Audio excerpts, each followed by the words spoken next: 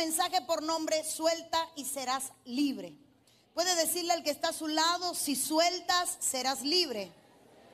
Por favor, dígamele al que tiene delante: si sueltas, serás libre. Y dígamele al que tiene de atrás: si sueltas, serás libre. Y si usted puede declararlo y así lo cree, diga conmigo: si yo suelto, seré libre. Y esto es porque cuando me fui a estudiar, dentro de todas las maneras que hay de recibir liberación, de todas las formas que hay de ser libre, la primera es la intervención divina. Una, el Señor trae libertad. Dos, la Biblia dice: si el Hijo os libertare, seréis verdaderamente libres. Y tres, el Espíritu Santo, donde el Espíritu de Dios mora, allí hay libertad. Entonces no puede haber liberación si no hay una intervención divina directa. La presencia de Dios manifiesta, una de sus maneras o facetas de manifestarse es produciendo liberación. Donde está el Espíritu Santo, allí hay libertad. Entonces cuando el Espíritu mora, se siente cómodo, está en un lugar donde Él tiene señorío, automáticamente se desata una atmósfera de liberación. Por eso puse en el punto número 1 que la intervención divina es la primera forma de liberación. Ahora, número 2, la confrontación de la unción y la operación demoníaca. Para que haya liberación. Ay, perdone, no puse mi reloj, deme un minuto. Ya, porque allá me pusieron uno, pero yo eso no lo veo. Entonces aquí pongo el mío. Fíjese que puse como punto 2 la confrontación de la unción y la operación demoníaca. Para que haya liberación tiene que haber una confrontación. ¿Qué es esta confrontación? Dice la Biblia que la unción quiebra el yugo.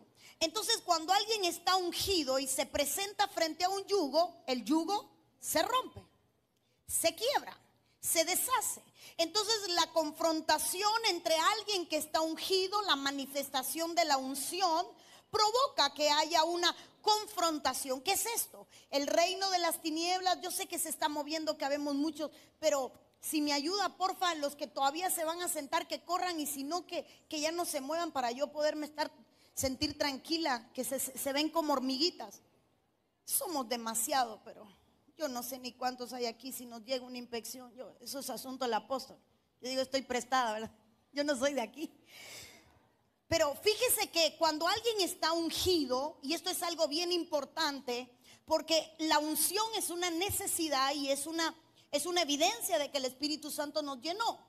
Pero cuando la unción que hay en ti está activa, está fluyendo, se está moviendo, esa unción provoca que haya una incomodidad en el reino de las tinieblas. Anoche decía algo y hoy lo digo: la unción es tan fuerte que llega a romper la ley de la física. Ejemplo, ¿qué hace el aceite cuando usted lo echa en el agua? Flota. ¿Entiende por qué Jesús caminó sobre las aguas? Él no podía hundirse, porque Él era una unción. Entonces, al estar lleno de unción, cuando se presentan las aguas, el aceite, la unción sobre el agua, flota, no se hunde, no se mezcla. Entonces eso nos hace ver que la unción que uno porta provoca una confrontación en el reino de las tinieblas. El gadareno estaba atado hasta que llega Jesús, y la unción que él porta confronta, incomoda, remueve lo que había dentro de él. Por eso cuando Jesús entraba al templo, los religiosos que estaban, hermano, perdón, porque si alguno se me enoja, pero estaban endemoniados. Ahí en el templo había aquel que empezó a gritar en medio del templo porque tenía un espíritu inmundo. Entonces la sola presencia de Jesús incomodaba. Cuando a ti te incomoda un ungido, es señal de que algo está mal dentro de ti. Y que lo que está dentro se incomodó porque llegó la unción. ¿Quiénes eran los que se incomodaban con Jesús? A usted lo dijo. Todo el que tenía algo raro se incomodaba con la presencia de Jesús. Entonces la unción siempre va a provocar confrontación, incomodación, va a incomodar, aunque no se escuche, aunque uno no evidencie lo que tiene. Hay una evidencia en el mundo espiritual. Y la tercera, que es a lo que me quiero centrar, es soltando. Hay momentos donde el Señor interviene y libera. Por ejemplo, hay reuniones donde nadie sabe quién se va a manifestar. La unción, la presencia de Dios incomoda espíritus y lo remueve. Hay una liberación que es producto a la intervención divina, como el Gadareno. El Gadareno no quería ser libre, el Señor llegó y le hizo libre. Sin embargo, hay pasajes donde vemos que las personas llegaron buscando y anhelando la liberación. Y una de las herramientas de alcanzar liberación es soltando. Dígale al que está a su lado, suelta y serás libre. Soltar significa dejar ir, abandonar, entregar, perdonar, despedir y liberar. Entonces hay cosas que hasta que yo no suelto, hasta que yo no dejo ir, hasta que yo no las abandono, hasta que yo no me despido de ellas, no hay una liberación para mi vida. Entonces, ¿cuántos podemos estar atados en áreas por cosas que no soltamos? Por áreas que no entregamos y por cosas de las que no nos despedimos. Y se han vuelto parte de nuestro viaje y se han vuelto estorbo en lo que Dios quiere hacer. Fíjese que el primer pasaje que le quiero poner está en el libro de Lucas capítulo 7, versos 37 y 38, y es un pasaje bien conocido. Es aquel momento donde a Jesús lo invitan a cenar a una casa y cuando él llega allí, interrumpe una mujer y esta mujer, dice y leo, esta mujer, entonces una mujer de la ciudad que era pecadora, ¿qué era? ¿Qué era? Al saber que Jesús estaba a la mesa en casa del fariseo, trajo un frasco de alabastro con perfume. Y estando detrás de él a sus pies llorando, comenzó a regar con lágrimas sus pies y los enjugaba con sus cabellos y besaba sus pies y los ungía con el perfume. Hay muchas maneras, muchos ángulos de interpretar este pasaje. Hoy yo quiero darle uno diferente quizás al que usted haya oído. Y es que esta mujer era una pecadora. ¿Quién era ella que todo el mundo le conocía la reputación? O sea, ella no era que era una pecadora porque todos pecamos. Ella era que tenía una reputación como pecadora. Era conocida. Su oficio, su estilo de vida era conocido.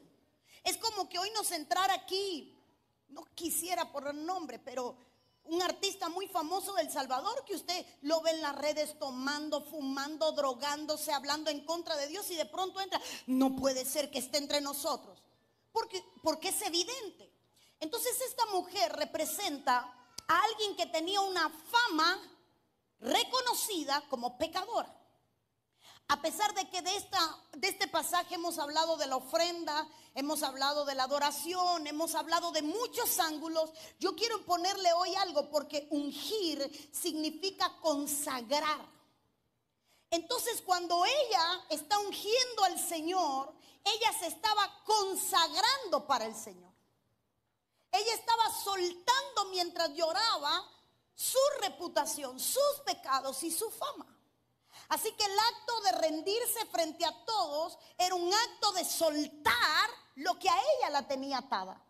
Ella escucha que Jesús está cerca, le dicen Jesús está allí en casa del fariseo, allí está el Señor con ellos y ella toma lo que tenía de más valor y ella va. Quizás en su mentalidad, voy a ponerlo así, si hubiese sido ramera, ella estaba acostumbrada a recibir a cambio de un favor. Y como ese era el lenguaje que ella conocía, si ella quería un favor de Jesús, que era el perdón, ella tenía que llevar algo de valor. Y lo que más valor tenía para ella era su frasco de alabastro. Entonces para mí, esta mujer fue literalmente a pagar, como ella sabía, pagar su deuda. Ella estaba derramando el aceite. Esta mujer no tenía revelación de lo que era consagrar. Esta mujer simplemente la alcanzó la unción que portaba Jesús. Y esto es algo extraordinario. ¿Quiénes están aquí que vinieron de otros países solo para estar hoy aquí? ¿De dónde vinieron? Costa Rica. ¿De dónde vino? De Guatemala. ¿De dónde? ¿Alguien más que vino de otro país? ¿Ahí atrás? De Guatemala. ¿De dónde más los que levantaron la mano? ¡Wow! No nos trajiste un poquito de frío, nos hacía falta ahora. ¿De dónde más vinieron? ¿De qué país? Vaya, dentro de El Salvador, ¿qué es lo que más lejos nos queda? ¿Cómo? La Unión. ¿Hay alguien aquí de La Unión? ¿Hay alguien que haya venido de lejos dentro de El Salvador? Sonsonate, no sé de dónde, queda lejos. ¿Cómo? Chalatenango. Y a ustedes les gustan esos Yo me quedo con el mango, ustedes se quedan con el chele. Vino de lejos. ¿Por qué vino? ¿Por qué vino? Vamos, usted no tenía nada que hacer. Seguramente que sí. Comer, dormir, descansar. ¿Por qué hay bendición? ¿Cómo es que una mujer que quizás, perdónenme, vamos a echarle salsa a los tacos, dirían los mexicanos, un cubano diría azúcar al café, vamos a dejar volar nuestra imaginación por un instante?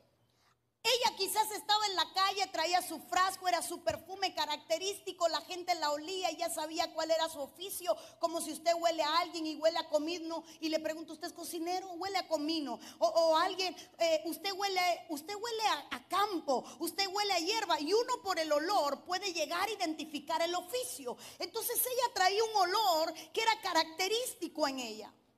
Un olor que no sé por qué, y no voy a preguntar, pero debería preguntarse por qué.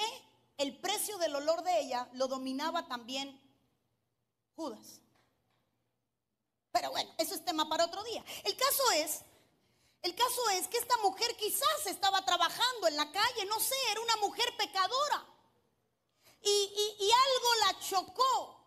La unción de Jesús llega donde ella está, toca lo que ella es, y esta mujer me imagino que empieza a preguntar.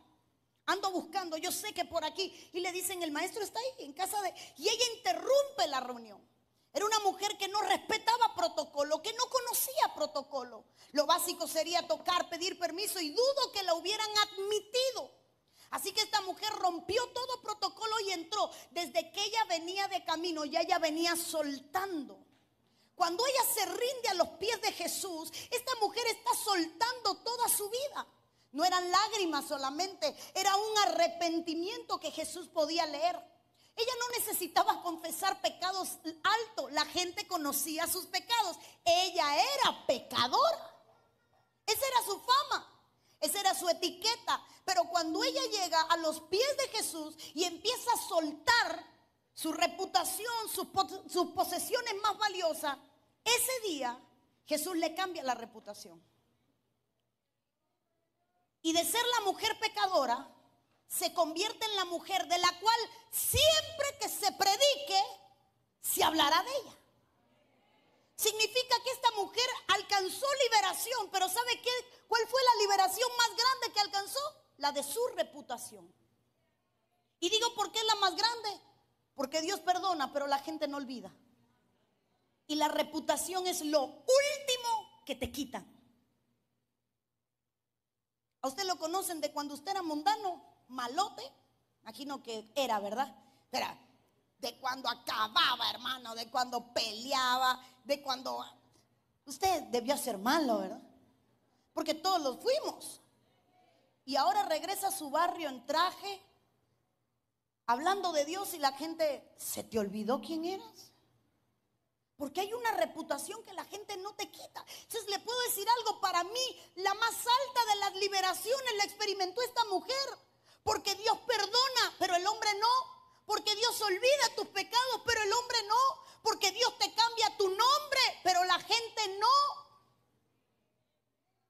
Dios te asigna una nueva tarea, pero la gente siempre recordará de ti aquella primera cosa que conoció de ti. Vea un video negativo de alguien y es una fijación en nuestra mente. Entonces, para mí la liberación de esta mujer tenía que ver con cambiarle la reputación. Qué tremendo cuando llega el Señor y, hermano, no sé a cuántos le cuesta cambiar su reputación. Es que es un enojón, es que siempre está peleando, ese es peleonero. El hermano en la iglesia muy servicial, si él está dispuesto a todo, pero qué mal carácter. Ahí tiene reputación. El hermano aquel, para los pastores que le reconocemos la reputación a todo el mundo, qué difícil es dejar de ser prejuiciosos. Ahí llegó, ¿con quién habrá tenido problemas ahora? Ahí llegó la hermana, ¿qué habrá pasado? Porque de pronto hay una reputación que te persigue. Dígale al que está a tu lado, tú tienes fama. No significa que buena, pero la tienes. Todos tenemos una fama, hermano, todos tenemos una fama. como ayudadores, como compasivos. Llama a fulano, él siempre tiene una solución, como inteligente o quizás como la oveja negra de la familia. Pero hay una fama. ¿Cuál era la fama de esta mujer? Su pecado. ¿Serás de aquellos que ha cometido un pecado que les ha marcado la reputación? De esos que ha cometido un error, hermano, que se lleva sobre la espalda porque Dios perdonó, le echó en el fondo del mar. Pero el hombre que no conoce a Dios no la olvida. ¿Se imagina qué reputación está en la pecadora? Y viene Jesús y cuando esta mujer suelta, quiere que le diga que soltó su prejuicio, su miedo a ser juzgado. A veces le tenemos más miedo al juicio de la gente que al juicio de Dios.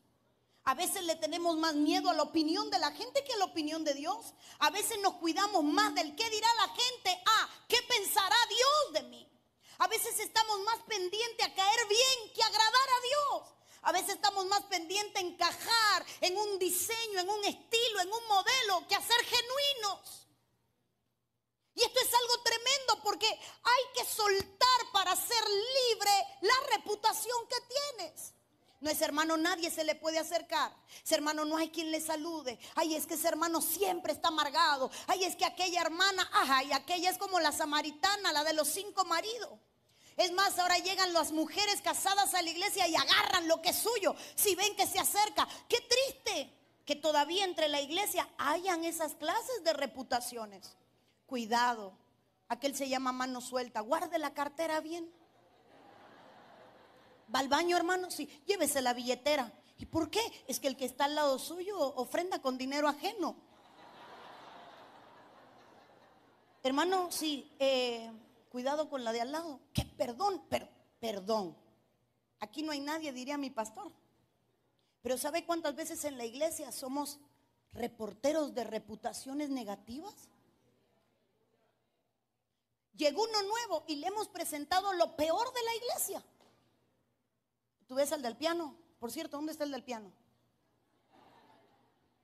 Es que yo lo quería y se me fue. Y eso que no tenía asiento. ¿Tú ves al del piano? Sí, está divorciado. ¿Cómo? Bueno, es una hermana. Estoy hablando de otra iglesia allá en Saturno. Está divorciado. ¿Tú ves el de la trompeta? Acaba de subir, estaba en disciplina. Y el hermano que llegó nuevo no conoce a nadie. ¿Tú ves el que canta? Sí. ¿Tú ves la voz que tiene? Así como canta, grita. Cualquier parecido a la realidad, pura coincidencia. Los nombres de los personajes han sido cambiados para proteger su identidad. Pero ¿usted nunca le ha tocado sentarse con alguien al lado suyo que le presenta lo peor de la iglesia? Ahí está la pastora. No te va a saludar. Es que ella no saluda a nadie. Ahí está el pastor. Se llama Sonrisita. Siempre está feliz. Pero el que le rodea, ¿quién? El que está al lado de él, a la derecha, el del pullover negro. No mires, disimula. Te mando el Facebook para que veas quién es. ¡Oh! Ese es el sultán árabe. Nadie se acerca a la...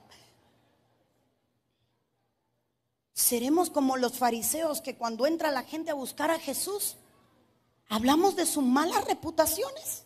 ¿Y esta pecadora qué hace aquí? ¿En qué momento vamos a soltar la costumbre de dar lo mejor lo peor de la iglesia en vez de dar lo mejor de la iglesia? Toca a mi hermana, acompáñame. Todavía no voy a ministrar porque ya vi que vino a la carga todo el mundo. Usted es del que yo hablé, ¿verdad? El que canta. Así como canta, grita. No, es broma. Es broma, no lo conozco, no sé. Pero quién sabe, ¿verdad? Nada, es broma. Tiene cara de ternura. Pero, ¿sabe? Mire, ¿sabe qué sucede? Es una realidad.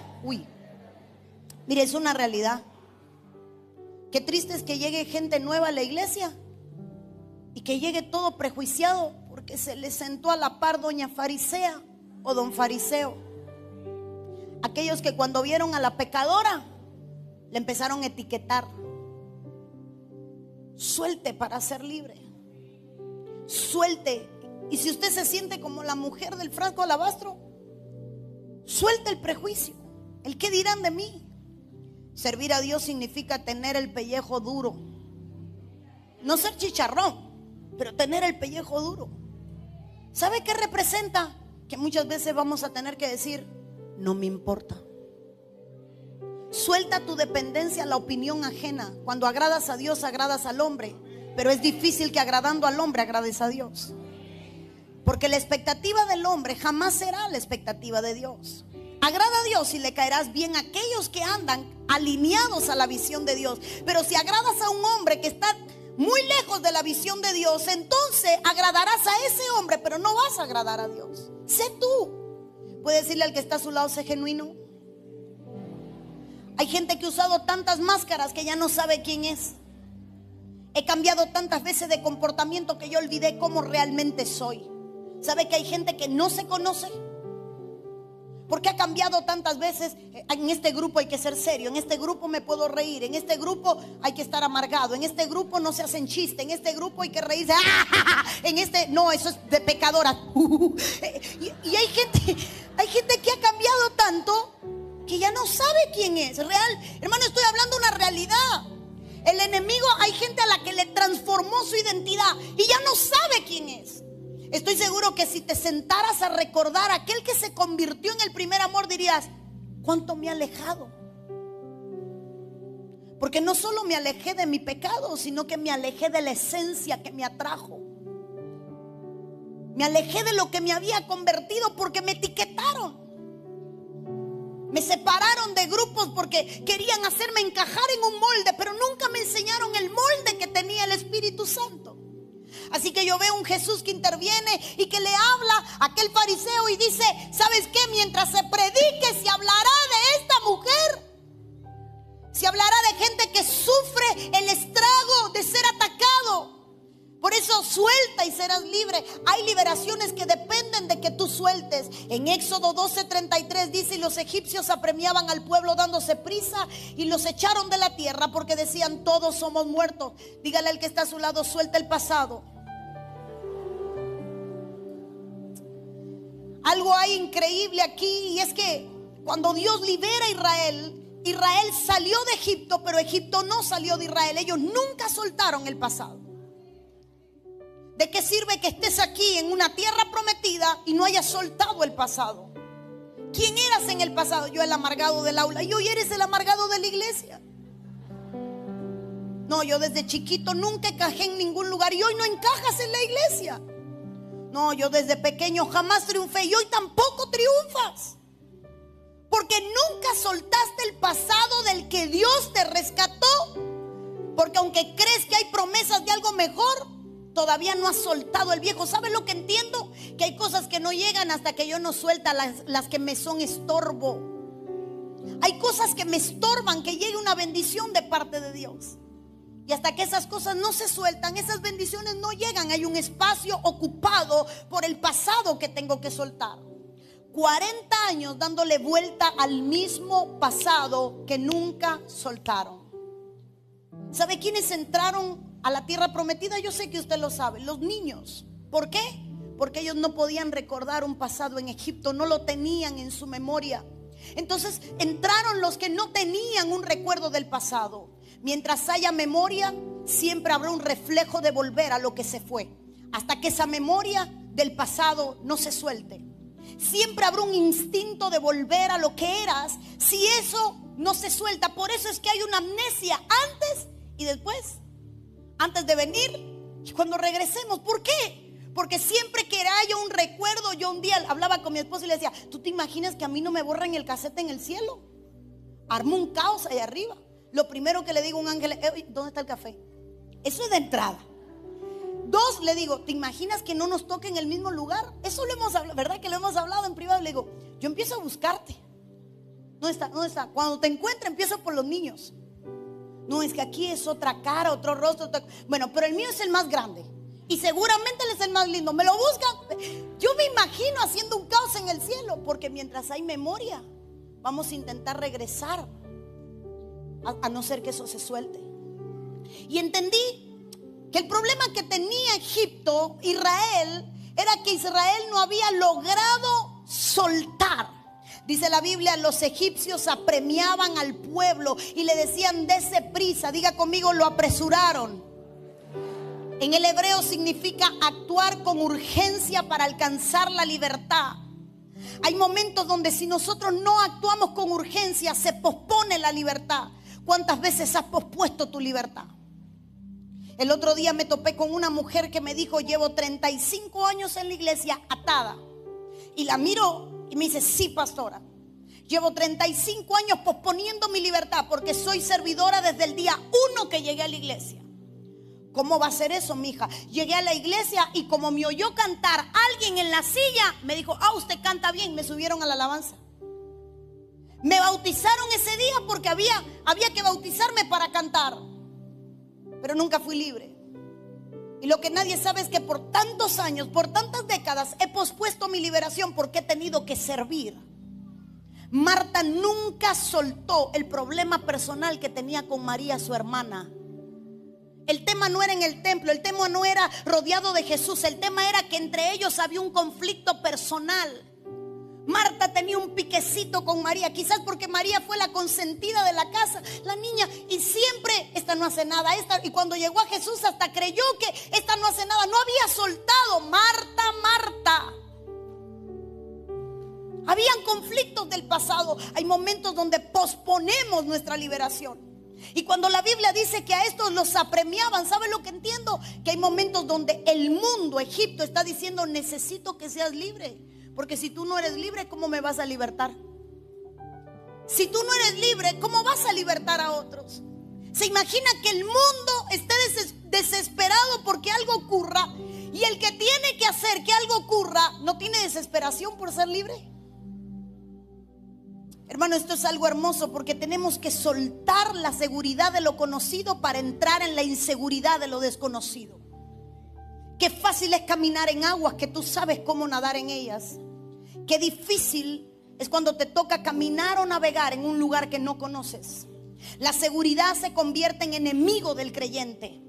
Me siento seguro haciendo esto, me siento seguro con este estilo, me siento seguro haciendo esto, me siento seguro diciendo esto. Pero la seguridad en algún momento hay que soltarla, porque el evangelio es de fe y la fe es caminar en un mundo de inseguridad solo porque creo, no porque lo veo. Y hay cosas que tú no has hecho porque te ha faltado la seguridad de hacerlo. ¿Por qué no ora por los enfermos? Porque le da pena que no se sanen. ¿Por qué no ora por un muerto? Porque le da pena que no resucite. Dios me ha usado para resucitar 4 registrados con pruebas, con evidencias, o sea, en videos, y unos 2 más que no tenemos los videos. Unos 6 muertos hemos resucitado. Pero el primero no me atreví a entrar a la morgue. Me quedé fuera. Me fui a mi casa y le dije a Dios orando esa noche, no pude entrar a la morgue. ¿Para qué me daba? Pastora, no, yo no entré a la morgue, me quedé en la puerta de la morgue y me fui. ¿Y sabe qué me dijo Dios cuando me tiré a orar? Si hubieras orado, lo hubiera resucitado. Un mes dando grito, hermano, porque era un niño y yo soy madre. Me faltó. Porque qué fácil es orar así, que Dios te bendiga. Claro, si no se ve el resultado no tengo por qué dudar. Aquí estamos orando. Pero cuando algo requiere más, a veces no suelto mi seguridad para entrar en terrenos de inseguridad. Entonces, hay veces que el poder de Dios no se manifiesta porque tú no has soltado tus ganas de tener el control. El mundo espiritual nunca lo vas a controlar tú, siempre será controlado por el Espíritu Santo. Y hasta que eso no entre en tu mente y se destruya la estructura del control, no vas a poder accionar. Pedro no sabía si iba a caminar o no sobre las aguas, porque que Jesús caminara no garantizaba que caminara él. Tenía que soltar su inseguridad para poder caminar. De 12, 1. ¿Cuál es el porciento? ¿Me ayuda alguien? Me saca una calculadora y me saca el porciento 1 de 12. Alguien que sea bueno en matemática, que no cuente con los dedos. ¿Cuánto? Me han dicho tantos números y no oigo ninguno. No, es 0 punto algo tiene que ser. 0.8. 0.08. El porciento 1 de 12 es 0.08. 0.12. Bueno, vamos a poner 0, algo. Pero es menos de 1. ¿Se imagina que de 12 discípulos menos de 1 pudiera soltar el tener el control y se fuera la osadía de hacer algo que no conocía? ¿Cuál es el porciento de gente que se decide a soltar lo que sabe usar para empezar a hacer algo que nunca supo cómo usar? Jesús sabían muchos judíos y llama a 12. Y a todos le decía: deja lo que estás haciendo y sígueme, y yo te enseñaré. O sea, deja todo lo que sabes para empezar a aprender lo que nunca has imaginado. ¿Sabe qué le estaba pidiendo Jesús? Renuncia a tu conocimiento, a tu control y a la fe en lo que tú sabes hacer. Porque hay una diferencia entre mi fe en Dios y la fe en lo que yo soy capaz o sé hacer. Hay momentos donde nosotros no le creemos a Dios, sino que creemos en lo que sabemos. Hay una diferencia entre creerle a Dios y creer en lo que yo sé de Dios. Creer a Dios, creer en Dios, es tener una fe ciega. Perdón por la palabra, absurda. Creer en algo que yo no sé cómo va a funcionar, pero que espero que en algún momento funcione.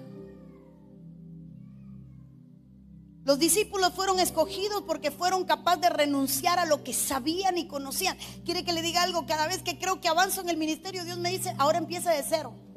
Esto no te sirve. Vamos de nuevo. ¿Qué tan capaz eres de soltar tu control para dejarlo a Él controlar? Para decidir obrar en algo más. Por aquí hay una mujer que tiene una desviación en su columna y sufre de dolores muy grandes. ¿Dónde está? ¿Eres tú? Párate aquí en el pasillo. Te veo hace más de 30 años sufriendo de un dolor en la columna. Wow. Si usted ve, tiene una cadera más alta que la otra. ¿La ve desde ahí? Voy a necesitar una servidora aquí. ¿Me das tus manos? Estira tus manos. Wow. Mire. ¿Ve la diferencia que hay entre sus manos? Un médico diría: hay que operar, ya es irreversible porque ya pasa de la edad donde la parte ósea puede ser reestructurada. Creer en Dios es confiar en lo que Él me dijo. Hay alguien que está enfermo de la columna, ahí lleva más de 30 años sufriendo de la columna, tiene una desviación, ve y ora. Y tengo que venir por fe y decir: bueno, aquí hay alguien. Van a pasar dos cosas: que me haya equivocado o que no. Pero viene la otra: creer que Dios puede hacerlo. No te asustes por lo que vas a sentir. Cógela. En el nombre de Jesús, todo nervio, cierra tus ojos, no te asustes. Ligamento y hueso comienza a crecer. Crece, crece, crece, crece, crece, crece. Y llevar la columna a su lugar.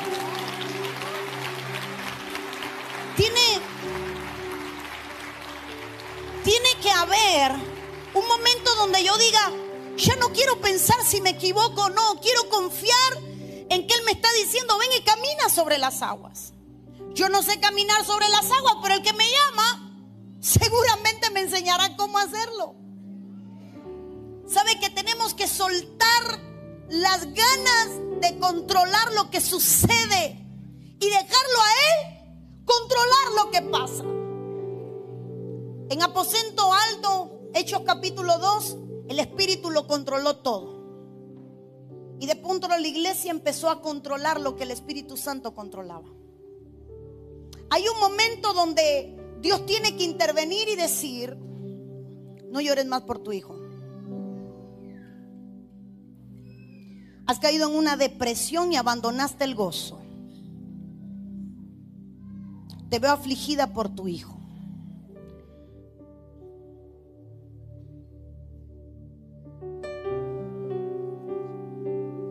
No temas. Sé cuál es su pecado, pero dice Dios: yo voy a romper esa llaga, voy a romper el yugo y voy a sacar a tu hijo de donde está. Yo te lo voy a liberar y vas a dejar de llorar, porque Él te va a consolar. Hay un momento donde tenemos que decir: Señor, ya yo no quiero pensar, ya yo no quiero controlar, quiero que tú tengas el control de mi vida. Hoy Dios te va a hacer libre de la depresión. Ahí está. La cárcel de depresión en la que vives por años se está rompiendo hoy.